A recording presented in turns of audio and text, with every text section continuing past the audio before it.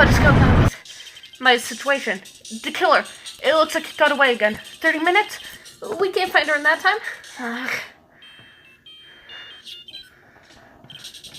Report! Is this Edgeworth? We don't have time to spit it out. Right, it looks like we just missed them, sir. But the killers left a few things behind by accident and they managed to get away. A few things? Can we use any of them? Oh, yes. Oh, I thought you would ask, pal. Yes or no? I've got the things he left with me right now and I'm on my way over. That's odd. Any items like that are usually sent to the crime lab first. We don't have time to wait for those guys, sir. When those guys weren't looking, I swiped the stuff and ran. What? Well, I'm not a detective anymore, so I had to. I'm really sorry, sir, but I gotta put the law on hold for now. Sounds bad. I hope he doesn't get in too much trouble over this. With my hookup truck car, I'd say I'd be there in like 20 minutes, sir. Don't worry, I'll be there. Wait for me. Alright.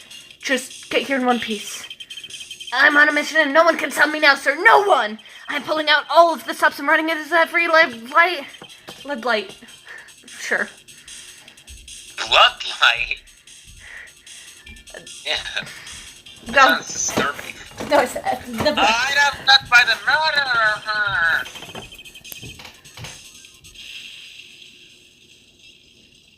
Now what's happening?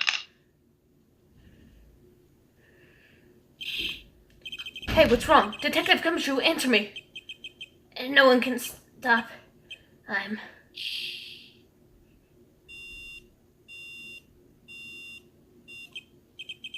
Uh-oh. What happened? Oh no. It sounds like he had an accident. I'm guessing his cell phone broke as well. What was he thinking? For help. But we have no idea where he is. But someone does. Oh. Remember? What? Huh? Did you remember? The beeping noise? When Gumshoe hears the beeping noise, what happens? Oh, yes, her. His cell phone is broken, and he wasn't driving a patrol car, so no radio either. Also, if we don't get those items before they do, the police will take possession of them. Oh, wait. Yeah. No, we can't let that happen. Well, if there's a way we can find out where he is, then we stand a chance. I think Gumshoe had to get into an accident now. There is a way.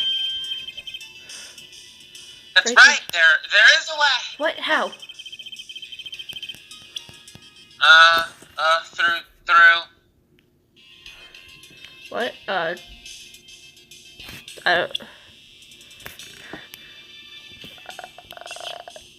Through Von Karma. Why are you bringing up Francisca at a time like this? Oh, I see. I will try again and contact her. The chances are slim, but she's all we have.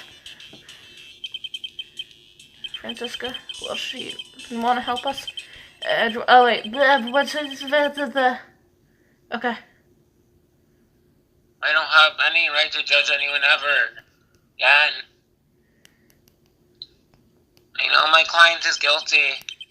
What I'm doing now, trying to pin the guilt on someone totally innocent evidence.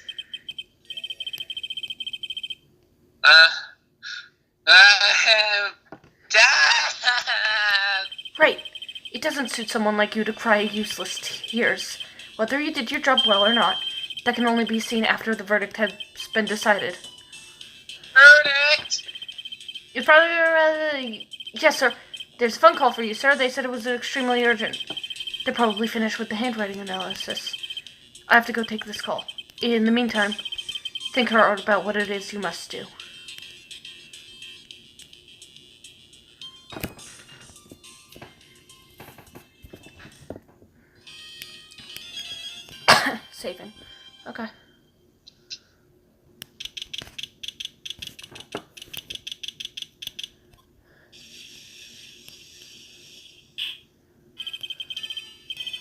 Okay.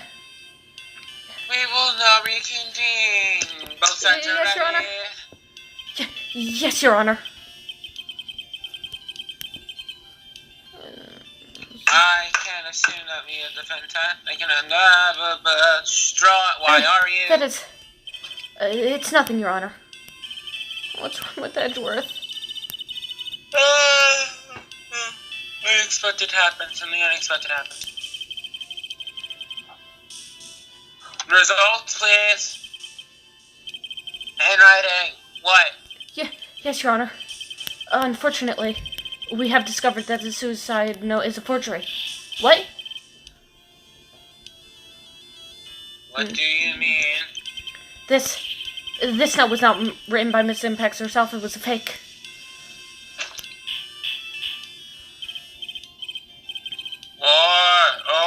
Order, Mr. Andrew, would you care to explain why, if it was not written, who read it? We would need more time to do a more detailed analysis. However, it appears that the handwriting matches that of the victim, Mr. Han Kurita. Mr. Kurita?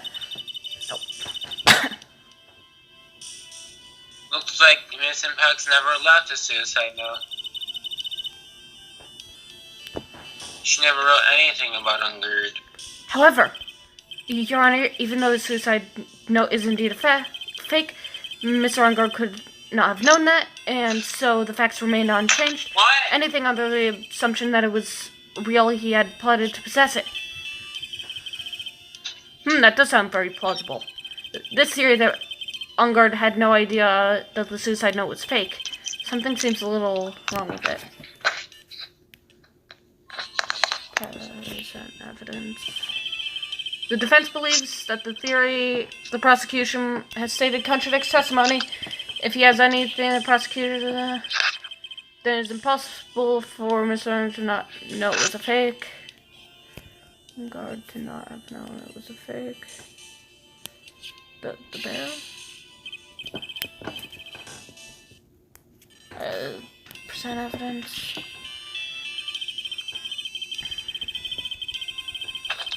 Okay, continue. No, it's impossible.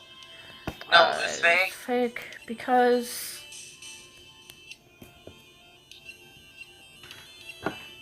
I don't know. Who is this?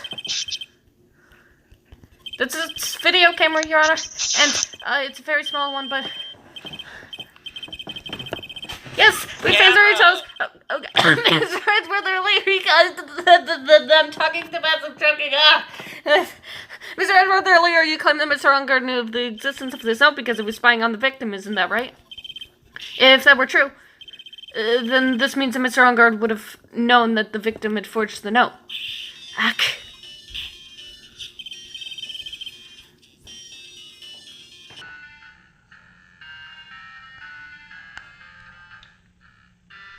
Your Hello? The defendant knew as soon as it was fake.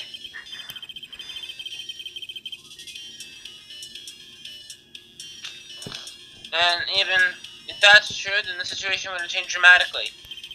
Exactly, Your Honor. The prosecution's theories of what Mr. Ungard's motive for murder was, it had suddenly disappeared into thin air. But, Your Honor, it's not as if Mr. Ungard monitored Mr. Kurita 24 hours a day. Perhaps the victim wrote the note in a place Mr. Ungard didn't know of. Well, right back at you, Mr. Edgeworth. Well, you showed us some proof that the victim made the forgery at an unknown place. Sure.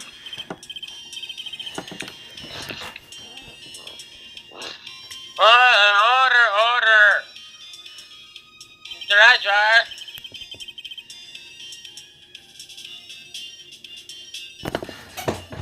Okay. You dug your own grave this time. As I figured. It came down to this after all. Mr. Edgeworth, you're not making any sense. When I heard the result of the handwriting analysis, I thought this might happen. The question is, what next? What next? If the prosecution can't prove Mr. Ungard's motive through evidence, then we must prove it from another angle. Well, I must agree with you. Your Honor, the prosecution would like to call a witness to the stand at this time. However, this witness is a little unusual. Edward's stuttering. That's not like him at all. Unusual? What sort of person? This witness is one who's perfectly fit to answer the question for all. Who was it that hired Shelly the killer to commit murder? That's impossible. No such person exists who can answer the question with such certainty. Yes, there is. Yes, who is this witness? It's Go on, who? the man himself. Mr. Shelly the killer. Okay, go. Hello? Hold on. Wait, what? Wait, Shelly the killer? You mean the killer? I mean the assassin? Yes, Your Honor. He's coming here to the witness stand? Well, yes, in a manner of speaking. I recognize it as a very unusual circumstance, so I ask for your permission. Well, Miss Wright? Yes? Is this alright with you? Do I have a choice here? I can't really do much else to drag this trial out.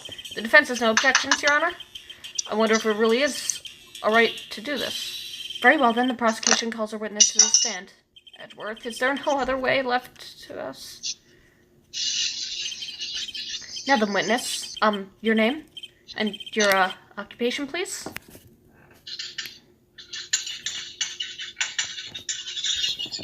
Very good, sir. My name is Shelly the Killer. I'm a professional assassin.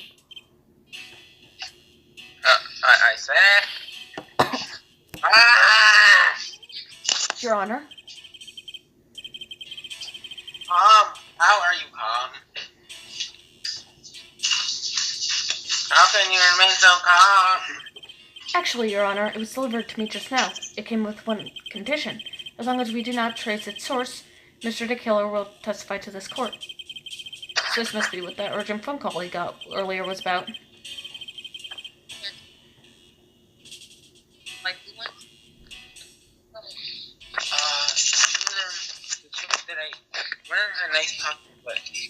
Oh no, this will not do. I cannot allow this in my court. First of all, we can't even be sure this really is the killer himself. Witness, please present some... Everything is rushing. Witness, please present some sort of proof that you are in fact Shelly the killer. I understand. Please wait a second. I'm so hungry. Maya! What? Maya! Can you confirm this? The defense has no objections to this person. We are satisfied that the man is indeed Shelly the killer. Unexpected turn of events. Well, it does seem like we have too many choices. Nothing, witness. There's one thing I would like to confirm before we speak of anything else. And what would that be? At the request of a client, you killed Mr. Juan Corrida. Is this correct? Is as you say, I did indeed kill Mr. Corrida. Now that we have answered that, let's move on to the next of your client. Very well. This is all a bad dream. Yes, it is a bad dream. Shelly the killer. What is he going to say?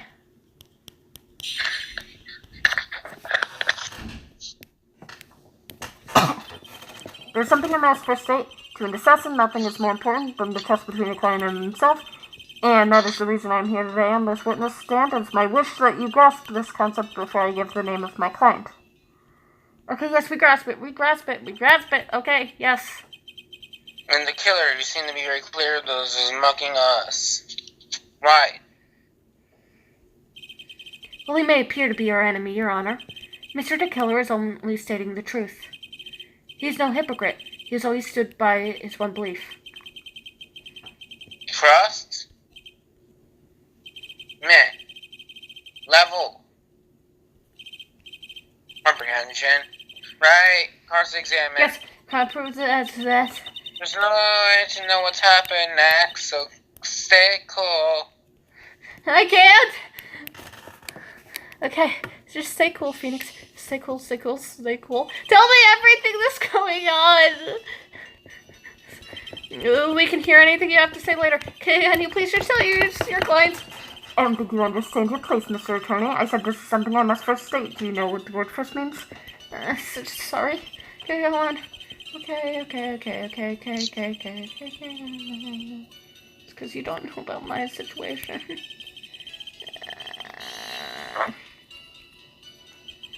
The truth between you and your client?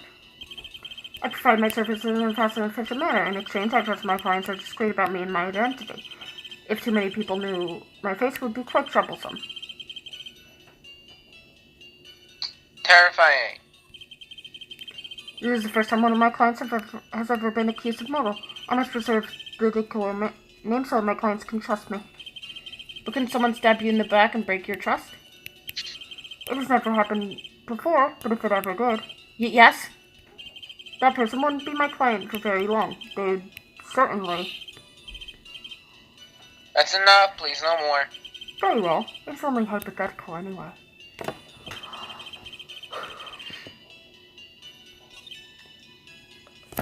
Trust and client himself. Yes, but, this thing, the spy camera. How do I prove this to you? Your client was not honest with you. That seems a little strange to me. I mean, you're about to tell us the name of your client. I would think this would be very bad for them. It doesn't matter to me. This client has already broken the rules and acted outside of the prescribed rule. The rule? This person tried to implicate the crime in order to save themselves. And this is a trespass that cannot be forgiven. You gave them the right to me, your high and right. To the gentleman who spoke just now, excuse me. Did you care today? Okay then. No. I didn't say anything. The judge better watch himself.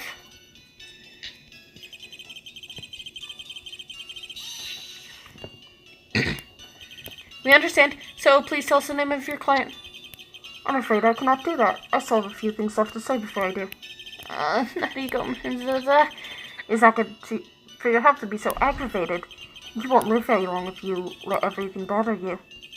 Somehow that coming from an assassin makes it less than comforting. I don't really care about all that extra fluff. Just tell us the name already.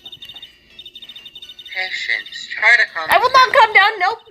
Not listening to anything you say anymore. I'm not his therapist, you know. Is it? Wait. Okay. Nothing more than There's a reason why.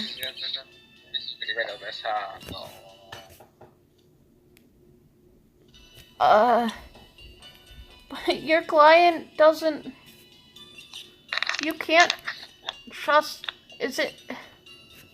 On guard?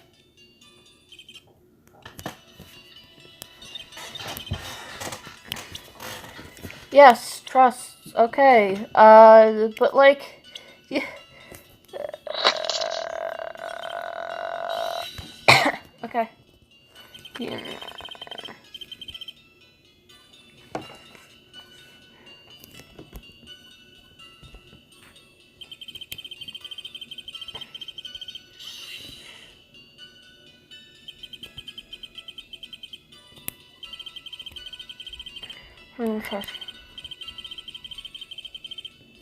My identity, there's a rules and dues and so.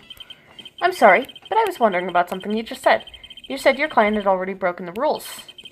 A person who friends another person is the worst kind of human.